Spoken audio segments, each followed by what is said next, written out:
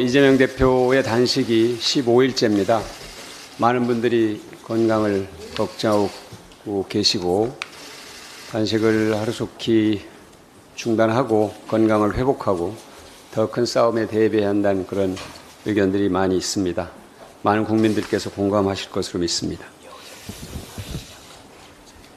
개각을 보면서 대한민국의 모든 국민들은 과거로 가는 열차에 우리가 타고 있는가 하고 자문합니다. 개각과 동시에 관심과 기대가 아닌 국민의 분노가 표출되는 건 처음 있는 일입니다. 국민의 뜻을 외면한 대단히 퇴행적 개각입니다. 국민이 요구하는 것은 고 최상병 사건 수사 외압과 잼버리 파행에 대한 책임을 지고 국정 쇄신용 개각을 단행하라는 것이었습니다. 대한민국을 어두운 과거로 되돌려 끌고 가겠다는 것이 아니라면 이번 인사를 철회하는 것이 옳습니다. 첫째, 대결과 갈등을 부추기는 인사는 안 됩니다. 일부의 극우 세력이 아니라 국민 전체를 바라보는 인사가 돼야 합니다. 국방부 장관 후보자는 우리 군의 정치적 중립을 훼손하고 궁극적으로 군 전력을 약화시킬 것입니다. 신원식 후보자는 극우 집회에 참석하고 극단적 주장을 펼쳤던 편향된 인사입니다.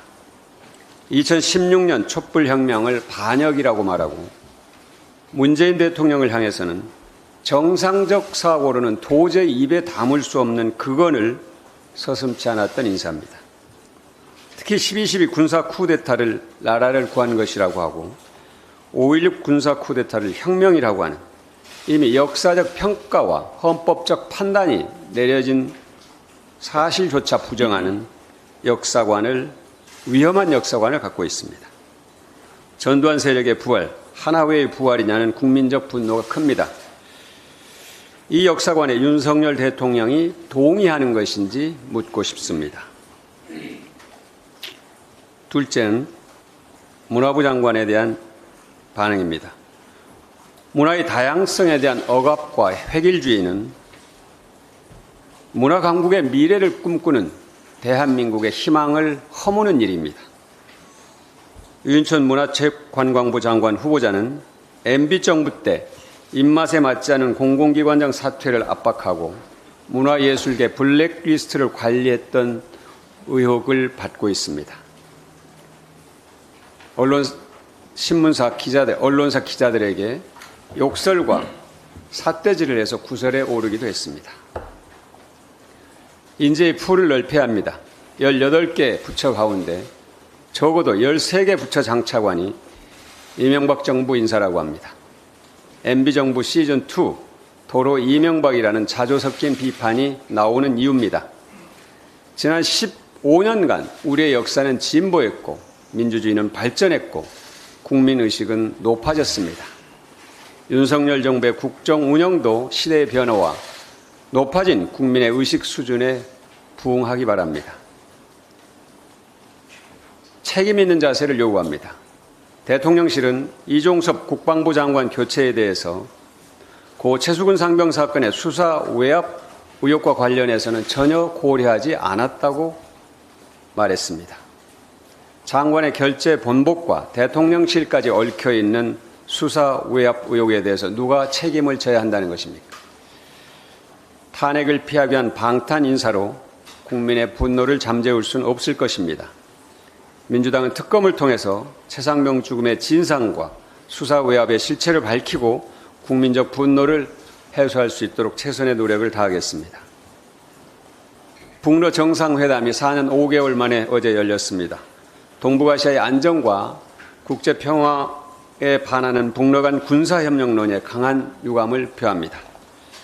러시아 우크라이나 전쟁에 대한 군수물자 지원과 군사기술 협력은 평화의 길이 아니라 불행의 길입니다. 북한은 정상회담에 앞서 탄도미사일 무력 도발로 긴장을 고조시켰고 북러 간 군사협력 강화는 한반도와 국제정세에 심각한 여변이 됐습니다. 특히 유엔 안전보장이사회 상임 이사국인 러시아가 북한과의 무기 거래와 군사 기술 지원 금지라는 대북 안전보장 이사회의 제재를 위반한 것에 대해서는 심각한 우려를 표합니다. 북한과 러시아의 협력 강화는 한반도의 구조적 경직성을 강화할 것입니다. 윤석열 정부의 경직된 대북 정책과 균형을 잃은 외교 정책이 가져온 패착입니다.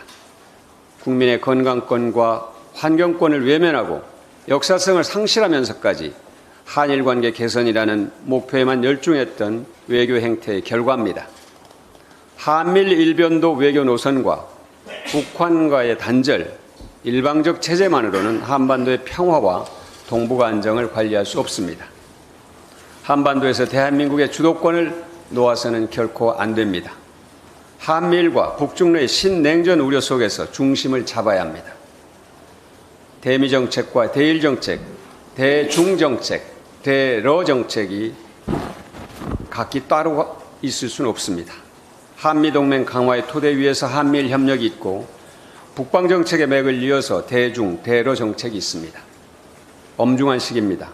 진보정부와 보수정부를 막론하고 역대 정부가 쌓아온 외교적 축적의 교훈을 결코 가볍게 여겨서는 안 될 것입니다. 신당역 스토킹 살인사건 1년 되는 날입니다. 스토킹 범죄에 대한 경각심이 높아졌고 국회는 스토킹 방지법과 처벌법을 마련했지만 여성들의 불안과 공포는 여전합니다.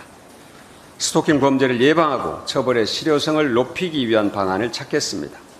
교제 폭력을 막기 위한 입법 조치도 서두르겠습니다.